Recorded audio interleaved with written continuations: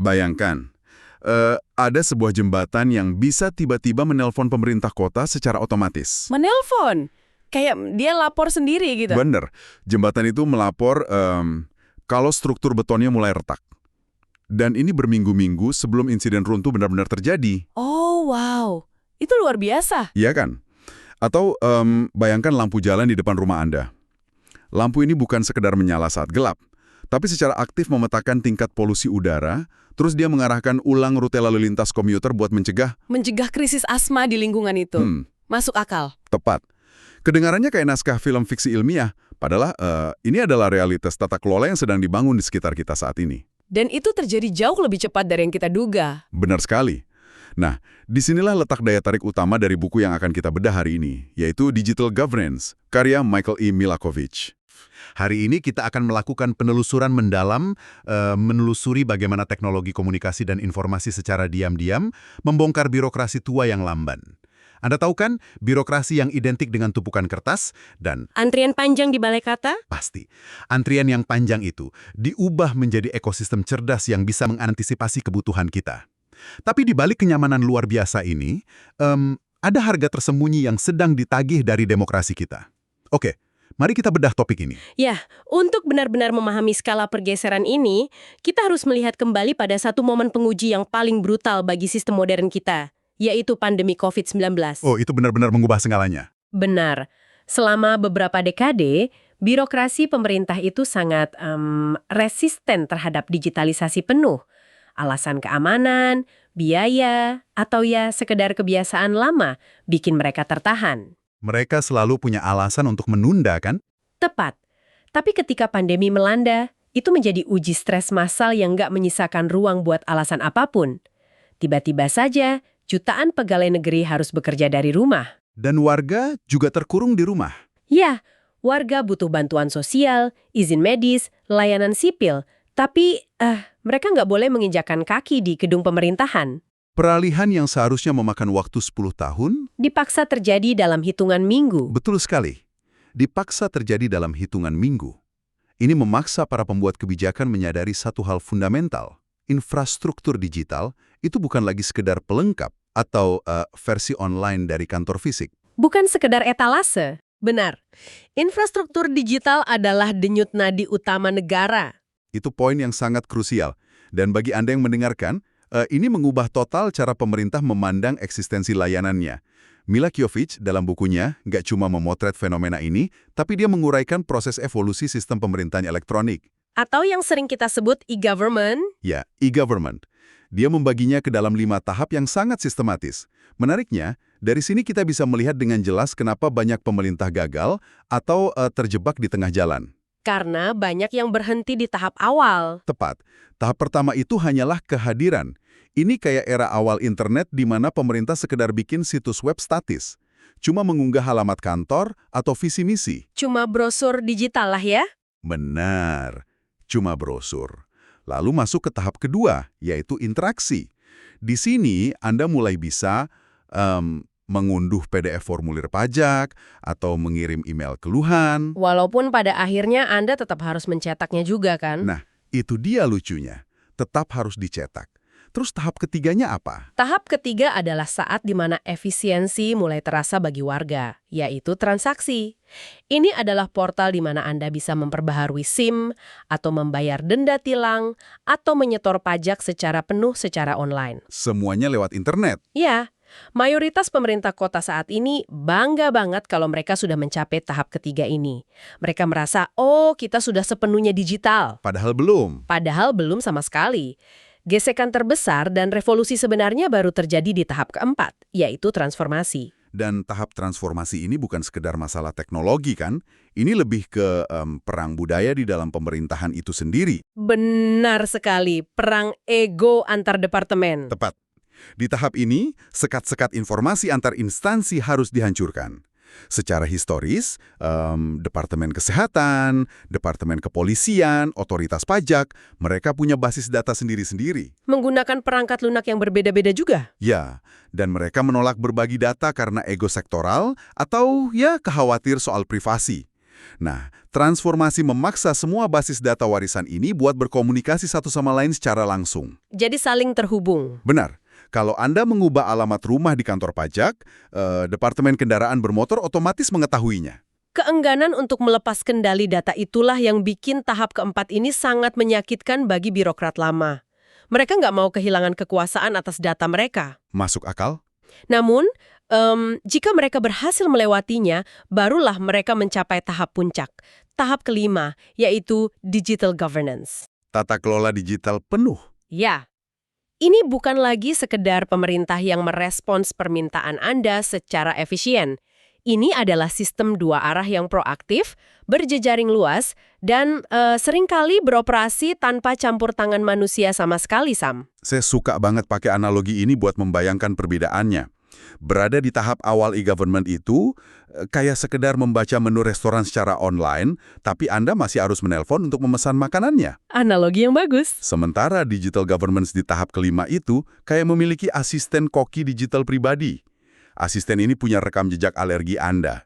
Dia tahu persis kalau Anda sedang mencoba mengurangi gula minggu ini. Dan dia langsung bertindak. Ya, dia sudah mulai memasak hidangan favorit Anda bahkan sesaat sebelum Anda membuka mulut buat memesan. Dia nggak menunggu instruksi, dia mengantisipasi kebutuhan berdasarkan pola data Anda. Analogi yang sangat menangkap esensi proaktif dari sistem ini. Yang paling menarik di sini adalah mekanisme teknologi yang memungkinkan asisten koki ini beroperasi secara real-time. Lewat sensor-sensor itu kan? Benar, buku ini secara spesifik menyoroti transisi ke arsitektur Web 3.0 dalam konteks tata kelola. Di mana internet nggak lagi cuma ada di layar komputer Anda, melainkan tertanam di lingkungan fisik melalui Internet of Things atau IoT dan komputasi cloud. Jadi internetnya ada di benda-benda sekitar kita? Tepat. Kita nggak lagi mengandalkan laporan warga atau inspeksi manual dari petugas berseragam. Pemerintah menyebarkan miliaran sensor yang terus berkomunikasi satu sama lain. Mengambil contoh jembatan yang Anda sebutkan di awal tadi? Iya, jembatan yang menelpon itu. Benar. Sensor regangan, mikroskopis yang ditanam di dalam beton itu mengirimkan data getaran dan tekanan setiap detik ke peladen cloud. Setiap detik, wow. Setiap detik. Lalu algoritma kecerdasan buatan membaca data itu, mendeteksi anomali yang nggak terlihat oleh mata telanjang, dan langsung memicu perintah penutupan jalan. Sebelum ada yang terluka. Tepat sekali. Mereka mengirim kru perbaikan sebelum retakan itu membesar. Proses ini memangkas rantai komando birokrasi yang biasanya memakan waktu berbulan-bulan menjadi sekian milidetik. Luar biasa. Ini menjelaskan kenapa pergeseran infrastruktur ini secara langsung menyentuh kehidupan Anda sehari-hari sebagai pendengar. Jam kerja pemerintah dari jam 9 pagi sampai jam 5 sore itu menjadi konsep yang usang. Sudah nggak relevan lagi? Benar. Negara kini beroperasi di latar belakang kehidupan Anda, 24 jam sehari. Dan karena teknologi ini memungkinkan pemerintah buat mengumpulkan, memproses, dan memprediksi berdasarkan data Anda, hal ini secara fundamental merombak status Anda. Dari warga biasa menjadi sesuatu yang lain. Tepat. Anda bukan lagi sekedar wajib pajak yang pasif di mata birokrasi. Pendekatan baru ini memaksa negara buat memperlakukan Anda layaknya klien VIP. Ini sebuah konsep yang diadaptasi dari dunia korporat yang disebut CRM atau Citizen Relationship Management. Ya, sektor swasta memang sudah lebih dulu menyempurnakan ini lewat CRM atau Customer Relationship Management. Kayak platform belanja online itu ya? Benar sekali. Perusahaan raksasa tahu persis apa yang Anda cari, apa yang Anda abaikan, dan mereka menyesuaikan setiap pixel di layar Anda buat bikin Anda berbelanja lebih banyak. Mereka sangat pintar soal itu. Sangat pintar. Nah, pemerintah mengambil mesin algoritma yang sama, namun dengan metrik keberhasilan yang berbeda. Alih-alih mengejar konversi penjualan, CRM ini bertujuan menciptakan sistem layanan mandiri yang hiperpersonal. Layanan mandiri yang berpusat pada warga. Ya, tujuannya adalah memastikan warga bisa mendapatkan apa yang mereka butuhkan dari negara dengan gesekan seminimal mungkin, tanpa harus pusing memikirkan struktur kementerian mana yang harus mereka hubungi. Tunggu dulu. Disinilah saya merasa kita perlu bersikap kritis terhadap konsep tersebut.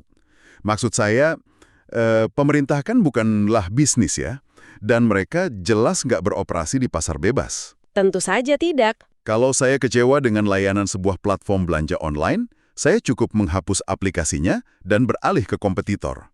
Tapi, kalau saya nggak setuju dengan kebijakan wali kota saya saya nggak bisa sekedar berhenti berlangganan dari undang-undang kota tersebut. Itu poin yang sangat valid. Jadi, apakah tepat secara filosofis ketika kita mereduksi warga negara yang memiliki hak asasi yang dijamin konstitusi menjadi sekedar pelanggan? Bukankah itu mengabaikan dinamika kekuasaan di mana pemerintah punya otoritas hukum yang bisa memaksa, bahkan memenjarakan kita? Itu dorongan kritis yang menyentuh jantung perdebatan administrasi publik saat ini. Dan Milakovic sangat menyadari ketegangan ini di dalam bukunya. Memang ada bahaya besar kalau kita cuma sekedar melakukan copy-paste mentalitas korporat ke balai kota. Harus ada penyesuaian. Benar, perbedaan esensialnya terletak pada tujuan akhir pengolahan datanya. Dalam bisnis, pelanggan yang paling banyak mengeluarkan uang akan mendapatkan layanan prioritas. Karena mereka yang bawa untung. CZRM yang sehat, fokus utamanya adalah ekuitas dan inklusi sosial. Pemerintah menggunakan data Anda bukan buat memeras profit, melainkan buat mendistribusikan sumber daya secara adil. Bisa kasih contoh praktisnya? Tentu, misalnya, seringkali lingkungan kelas menengah ke atas lebih sering melaporkan jalan berlubang atau lampu mati. Kenapa? Karena mereka punya waktu dan akses. Benar. Mereka punya waktu buat menelpon dan komplain. Nah, kalau pemerintah cuma merespons keluhan yang masuk, lingkungan miskin yang warganya sibuk bekerja atau nggak punya akses akan terus terabaikan. CZRM yang menggunakan sensor pintar memungkinkan pemerintah mendeteksi kerusakan infrastruktur di lingkungan manapun. Terlepas dari apakah warganya melapor atau tidak. Tepat sekali. Oh, itu masuk akal. Ini tentang menggunakan metrik gaya swasta buat mencapai keadilan sosial, bukan keuntungan finansial. Dan buku ini menyajikan satu studi kasus yang menurut saya sangat brilian tentang bagaimana data layanan masyarakat ini benar-benar bisa mengubah cara kita merespons krisis sosial. Bukan cuma masalah jalan berlubang. Iya, kasus di Baltimore. Benar. Ini terjadi di kota Baltimore dengan sistem panggilan 311 mereka yang terintegrasi dengan basis data Citystat. Sistem 311 ini aslinya adalah saluran buat keluhan non-darurat. Warga menelpon karena masalah sampah, grafiti, atau saluran air yang tersumbat. Secara tradisional, panggilan-panggilan ini cuma dilihat sebagai daftar tugas untuk petugas kebersihan kota. Departemen kepolisian nggak akan pernah melihat data sampah. Dan Departemen Kebersihan nggak peduli dengan data kriminal, kan? Benar. Mereka bekerja di dalam silo atau kotak mereka masing-masing. Nah, disinilah keajaiban tahap transformasi itu terjadi. Setelah insiden tragis kematian Freddie Gray di tahanan polisi yang memicu kerusuhan dan ketegangan sosial yang luar biasa di Baltimore, para analis kota mulai menggabungkan data panggilan 311 ini dengan peta kriminalitas. Mereka mulai menghubungkan titik-titiknya. Tepat. Mereka menggunakan alat forensik digital buat membuat peta panas atau heat maps. Dan mereka menemukan korelasi yang sangat mengejutkan. Ternyata lonjakan panggilan 311 tentang infrastruktur yang terbengkalai, kayak lampu jalan yang mati berminggu-minggu, atau penumpukan sampah liar di suatu blok. Itu ternyata menjadi indikator awal. Iya, itu seringkali menjadi indikator awal sebelum terjadinya eskalasi kekerasan atau peningkatan kasus pembunuhan di blok tersebut. Penemuan itu benar-benar mengubah segalanya. Data 311 bukan lagi sekedar buku keluhan. Ia bertransformasi menjadi semacam sistem saraf pusat bagi kota. Sistem saraf pusat, istilah yang bagus. Iya, karena pemerintah kota bisa memvisualisasikan rasa frustrasi dan pengabaian yang dirasakan komunitas secara real time. Dengan memahami pola eskalasi ini, otoritas dapat mengerahkan sumber daya sosial dan perbaikan infrastruktur buat meredakan ketegangan. Sebelum ia meledak menjadi krisis keamanan berskala penuh. Tepat, ini adalah contoh sempurna bagaimana tata kelola digital mendiagnosis penyakit sosial sebelum gejalanya menjadi fatal. Kisah Baltimore ini sangat optimis ya. Ini memperlihatkan potensi terbaik dari pengumpulan data profil warga buat tujuan pelayanan. Namun, ada jembatan logika yang harus kita seberangi di sini. Mekanisme inti dari tata kelola digital ini bertumpu pada kemampuan mengumpulkan miliaran titik data pribadi, memprofilkan perilaku Anda, dan memprediksi apa yang akan Anda lakukan selanjutnya. Iya, dan disitulah kerentanannya. Benar. Lalu, apa yang terjadi ketika infrastruktur psikografis dan pemanenan data ini dialihfungsikan? Bagaimana kalau alat yang awalnya dirancang buat melayani Anda ini justru dikuasai oleh aktor politik yang ingin mengendalikan Anda? Disinilah sisi gelap teknologi ini mulai mengerogoti fondasi demokrasi kita. Untuk membedah ini, kita perlu melihat bagaimana ruang publik digital kita, atau yang sering disebut polisfir, telah berevolusi menjadi medan pertempuran. Medan pertempuran digital? Ya, dan penting buat dicatat bahwa analisis Milakovic di sini murni sebagai studi kasus operasional. Kita mengamati taktik dari berbagai spektrum politik bukan untuk menghakimi ideologi mereka, melainkan untuk memahami mekanisme di balik senjata digital ini. Ya, kita netral di sini. Mari kita tarik garis waktu ke pemilu Amerika Serikat tahun 2008. Ini adalah momen breakout bagi integrasi TIK dalam politik. Kampanye Barack Obama pada saat itu melakukan sesuatu yang belum pernah ada presidennya. Mereka mengoptimalkan jaringan. Benar, mereka nggak sekedar bikin situs web kampanye. Mereka membangun jaringan akar rumput digital melalui pesan teks SMS, email tersegmen, dan pengoptimalan platform media sosial awal. Mereka berhasil memobilisasi 14 juta pendukung. Dan mereka mengorganisir diri mereka sendiri secara online. Ya, lebih gilanya lagi, mesin digital ini mengumpulkan dana sebesar 600 juta dolar dari donasi mikro. Ini adalah era optimisme, di mana internet dilihat sebagai instrumen partisipasi murni, menjanjikan semacam balai kota digital di mana warga biasa punya akses langsung ke pembuatan kebijakan. Tanpa perlu melewati filter media tradisional. Tepat. Namun, narasi optimis itu perlahan memudar seiring canggihnya algoritma pengumpul data. 8 tahun kemudian, lanskapnya telah berubah total menjadi arena manipulasi psikologis. Disinilah, semuanya menjadi sangat menarik dan juga menakutkan, jujur saja. Terutama saat kita menganalisis pemilu 2016. Kalau 2008 adalah tentang konektivitas massal, 2016 adalah tentang atomisasi dan penargetan psikologis tingkat militer. Studi kasus sentral di era ini melibatkan taktik pendekatan langsung dari kampanye Donald Trump. Mereka memanfaatkan media sosial sebagai corong tanpa filter, dan tentu saja skandal Cambridge Analytica. Cambridge Analytica. Ya, apa yang dilakukan perusahaan ini jauh melampaui sekedar menayangkan iklan politik biasa. Melalui kuis kepribadian pihak ketiga di Facebook, mereka memanen data dari sekitar 87 juta pengguna. 87 juta? Itu angka yang gila. Sangat gila. Namun mekanismenya adalah kunci di sini. Mereka nggak cuma melihat usia atau lokasi Anda. Mereka menganalisis apa yang Anda like, grup yang Anda ikuti, dan apa yang Anda baca. Untuk memetakan kepribadian Anda, kan? Benar, berdasarkan model psikologi Ocean. Openness, conscientiousness, extroversion, agreeableness, dan neuroticism. Jadi, kalau algoritma mendeteksi bahwa profil Anda memiliki tingkat neurotism atau kecemasan yang tinggi berdasarkan pola klik Anda, mereka akan memanfaatkannya. Ya, mereka nggak akan menampilkan iklan kampanye yang berisi harapan dan visi misi. Mereka akan menembaki lini masa Anda dengan iklan yang dirancang khusus buat memicu ketakutan terdalam Anda.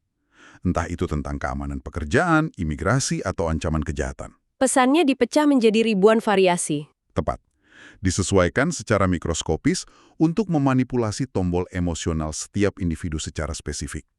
Anda dan tetangga Anda bisa saja melihat realitas politik yang sangat berbeda di layar ponsel Anda masing-masing. Jika kita hubungkan mekanisme personalisasi ekstrim ini dengan gambaran yang lebih besar, kita akan melihat lahirnya echo chambers atau ruang gema. Di mana kita cuma mendengar suara kita sendiri. Benar, algoritma media sosial itu dirancang untuk memaksimalkan retensi perhatian. Dan nggak ada yang lebih efektif menahan perhatian Anda selain kemarahan dan validasi. Karena itu yang bikin kita terus scrolling. Tepat, algoritma akan terus menyuapi Anda informasi yang mengkonfirmasi bias Anda, secara efektif mengisolasi Anda dari realitas objektif atau sudut pandang yang berbeda. Dan celah inilah yang dieksploitasi habis-habisan oleh intervensi asing. Seperti agensi dari Rusia itu. Ya, entitas seperti Internet Research Agency atau IRA dari Rusia mempelajari algoritma ruang gema ini. Mereka bikin akun-akun palsu yang menyamar sebagai aktivis lokal AS, memproduksi lebih dari 80.000 konten provokatif yang... Dan itu disebarkan secara organik oleh algoritma kejutaan mata, tanpa perlu biaya iklan yang mahal. Betul sekali, algoritma yang melakukan pekerjaan kotornya. Dampaknya melampaui sekedar disinformasi. Buku ini menyoroti bagaimana alat digital digunakan buat serangan asimetris seperti doxing, mempublikasikan data pribadi seseorang buat memicu pelecehan massal, dan operasi trolling terkoordinasi. Taktik intimidasi digital. Ya, Contoh nyatanya terjadi pada tahun 2020 di Florida.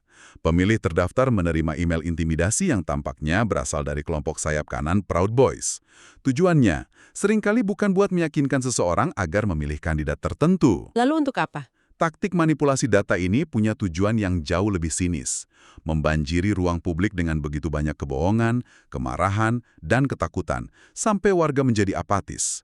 Mereka ingin menekan angka partisipasi pemilih dan bikin Anda merasa bahwa institusi demokrasi sudah terlalu korup untuk dipercaya. Dan paradoks inilah yang menjadi inti dari krisis modern kita.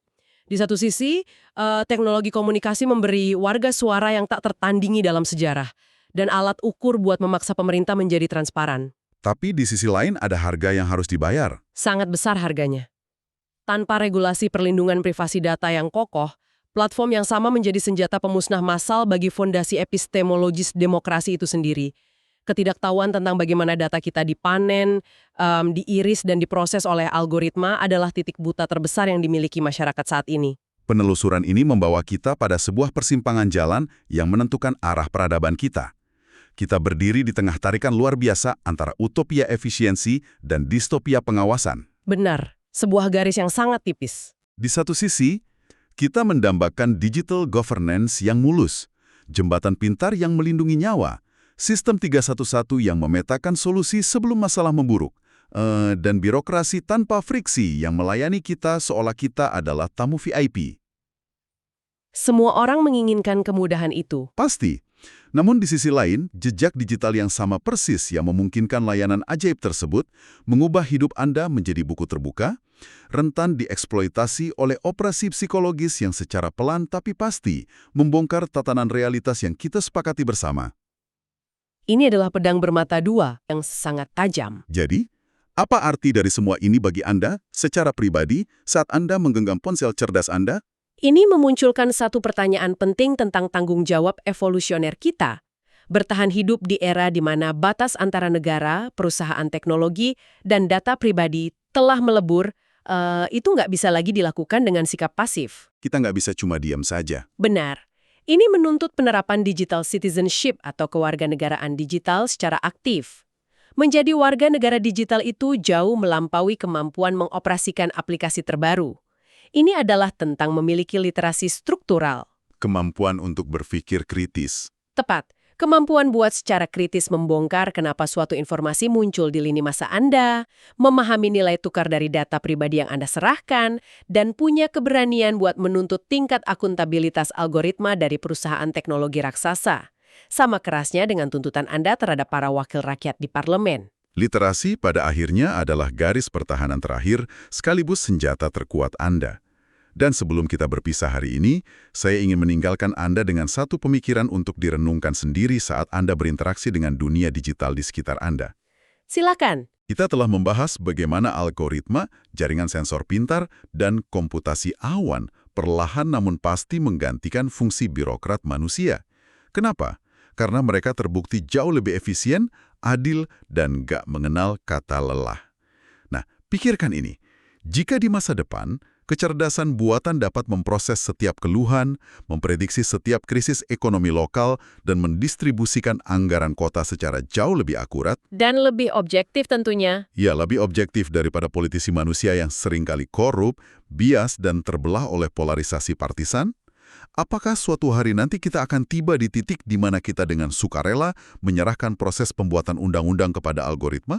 Itu pertanyaan yang menakutkan sekaligus masuk akal. Ketika mesin birokrasi terbukti menjadi pengelola yang jauh lebih baik untuk kelangsungan hidup kita, apa yang sebenarnya tersisa dari esensi sebuah demokrasi yang dipimpin oleh manusia? Sesuatu yang layak untuk kita pikirkan secara mendalam. Terima kasih telah bergabung dengan kami untuk meningkap lapisan-lapisan dari realitas baru ini. Teruslah kritis terhadap apa yang Anda klik, jaga kerahasiaan data Anda, dan sampai jumpa di penelusuran kita selanjutnya.